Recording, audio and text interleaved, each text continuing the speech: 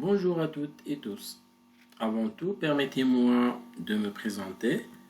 Monsieur Msoud Merouani, maître assistant classe B à l'université de Gigel, faculté sciences de la technologie, département génie mécanique.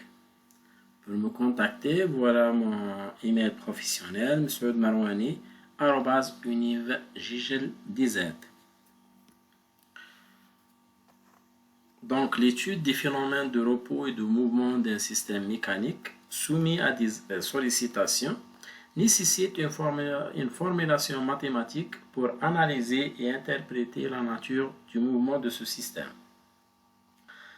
En effet, dans ce cours intitulé Mécanique analytique, vous allez apprendre à utiliser les différents formalismes de la mécanique classique, newtonien, lagrangien et hamiltonien. Pour suivre ce cours, l'étudiant doit avoir des connaissances concernant les mathématiques, les physiques et la mécanique rationnelle. Ce cours présente deux parties. La première partie comprend deux chapitres qui sont dynamique du solide, éléments de cinétique. La deuxième partie comprend 5 chapitres qui sont notions fondamentales, principes des travaux virtuels, principes d'Alembert, équation de Lagrange et équation de Hamilton. Donc les compétences visées par ce cours sont comprendre les concepts et principes physiques de la mécanique du solide, maîtriser les différents formalismes de la mécanique classique, modéliser des problèmes mécaniques simples, obtenir les équations du mouvement et déduire leurs solutions, compare les outils nécessaires pour analyser un problème de mécanique pour choisir la méthode de résolution la plus appropriée par rapport à la nature de ces données et ses inconnus. Donc le premier chapitre, c'est la dynamique du solide. Cette unité donne un ensemble de caractéristiques du mouvement d'un solide dans un référentiel et dans le temps, en vue de déterminer la nature du mouvement. Prenons un exemple d'un solide en mouvement dans l'espace par rapport à un référentiel galiléen.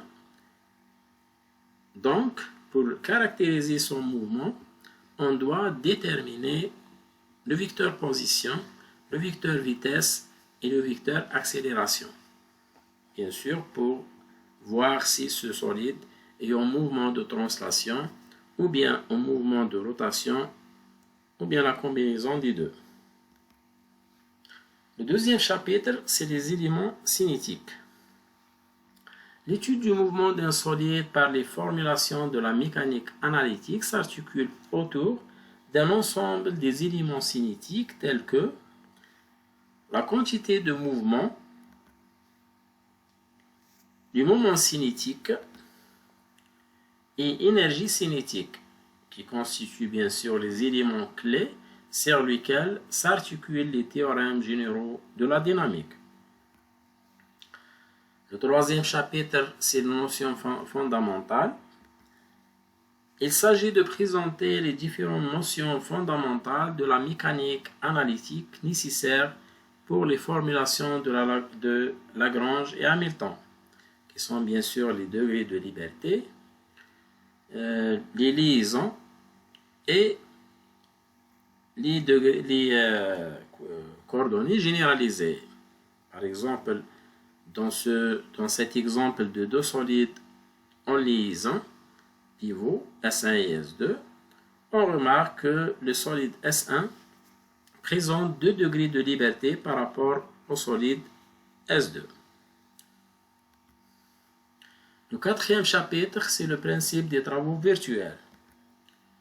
Cette unité traite la notion des travaux virtuels des forces qui postulent un équilibre de puissance dans un mouvement virtuel. Il s'agit d'une formulation duale du principe fondamental de la dynamique.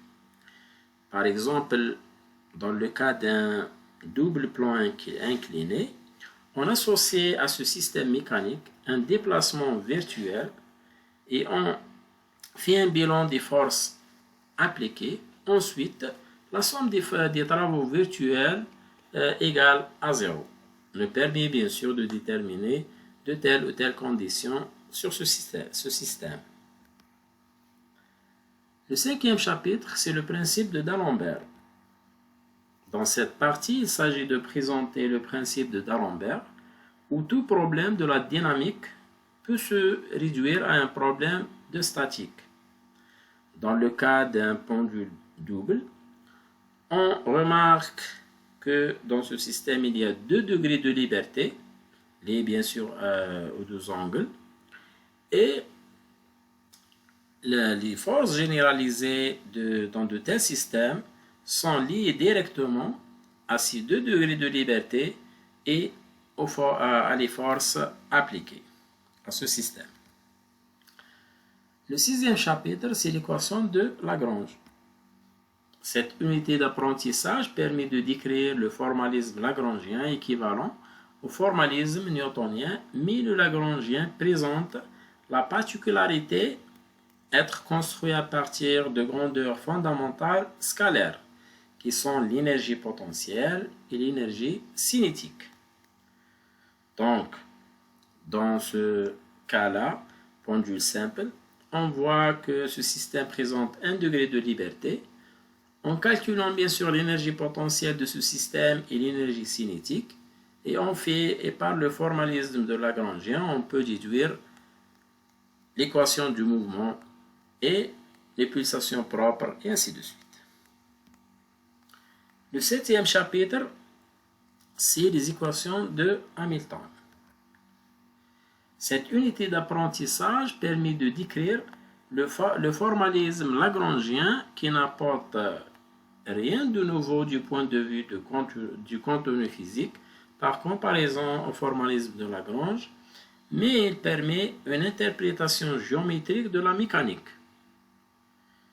Dans ce cas-là, on calcule aussi les énergies potentielles et cinétiques, et par le formalisme de Hamilton, on peut, dans le cas précédent du pendule simple, on peut déterminer bien sûr l'équation du mouvement et en déduire bien sûr quelques grandeurs physiques nécessaires à la compréhension du phénomène étudié.